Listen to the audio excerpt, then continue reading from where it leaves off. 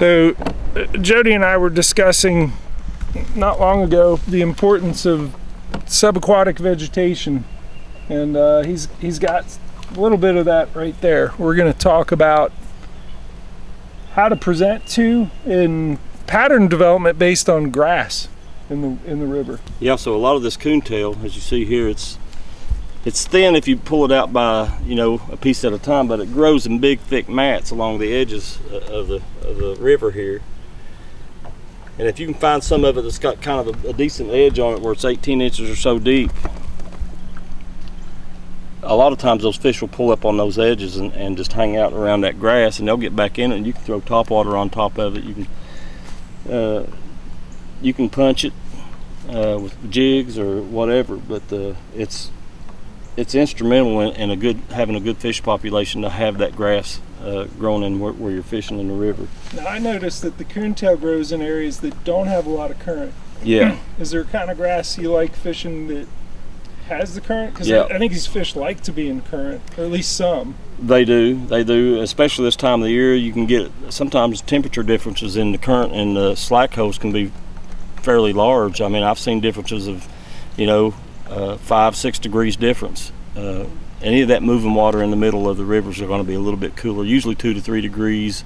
If you get in areas that's getting hit by the sun, then there's no current and you got grass like this, it'll heat up even more. But yeah, I like the wild celery, which usually grows dead center of the river, right before shoal. What's it look like? It's when I was younger I called it cabbage, but it's not really the cabbage. It's just long and stringy. I've seen it grow 10, 12, 15 feet, just a strand of it, in the middle of the river. And when you get all of that together, it creates areas underneath it. So it's basically a mat that hasn't been topped out. A lot of times the celery is growing in such swift water that it will lay underneath the surface of the water without actually topping out, because the current keeps it laid down. And when it's laid down like that, those fish love to get back underneath those, and it just creates edges, for those fish to be. So give me just for the wild celery in particular, one power fishing presentation where you see that wild celery, and one finesse presentation that you like there. So we talked earlier about moving upstream. Well, that wild celery is one of those times when you really kind of want to be moving upstream, because it creates, like I say, it's got channels in it. And if a finesse presentation, you can throw a shaky head or a finesse jig up in that wild celery in those channels and just pull it back to you along the edges of that grass. That's a finesse presentation. Also, I like to take a chatterbait, jackhammer. Calls them up out of there. And because it calls them up out of there. And a lot of times you can, if you get your cast right, I like to hit it. If I'm using a jackhammer, I'll usually get like a little angle, though upstream at an angle, because I can see those channels in that grass. And when I'm pulling that chatterbait through there and I get to the edge, I can kill it and that thing will drop. And if it takes that to get them out of there, sometimes you might have to do that. But there's no part of that grass that you pretty much can't fish with a chatterbait.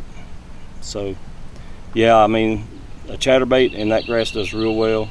Jigs, if you get your nice little finesse jig or a shaky head, it's really good in that grass if they want something softer and slower. But I tell you, I usually end up doing both, because usually the first time I hit those beds, I'll hit it with a chatterbait or something like that. I'm going to pause and have you lift your rod tips. You got 3 rods here. Yeah. So you got that Mag Fatties on a, give me that. Yeah, that's that SMH worm. Nope, that is a bang stick. Oh, it's a bang stick, but it's the SMH head. That head is shaped to where it'll come through grass a lot easier than. Okay, bang stick in SMH head, both by Z-Man. What else you got? This is a sandtone jig. It's a finesse jig, and it's tipped with a Z-Man creatures. Yep. Isn't that a TRD Bugs? Yeah. TRD Bugs. TRD Bug, yeah. Yep. Okay. And you got one other. And this. Something that maybe no one else has? This is something nobody else has. All right. That's the new Evo.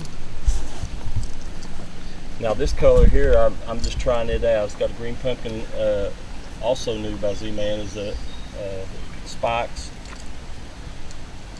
Ooh, nice whippy tail there.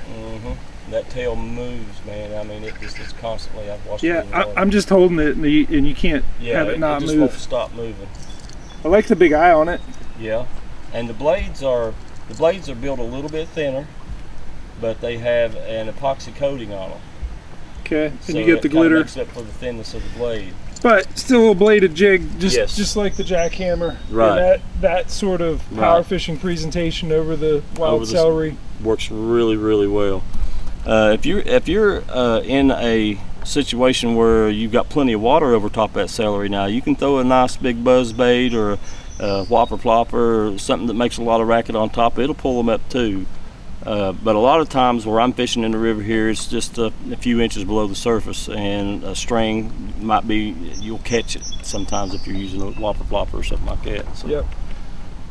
Nice. but yeah, power presentation. Very cool.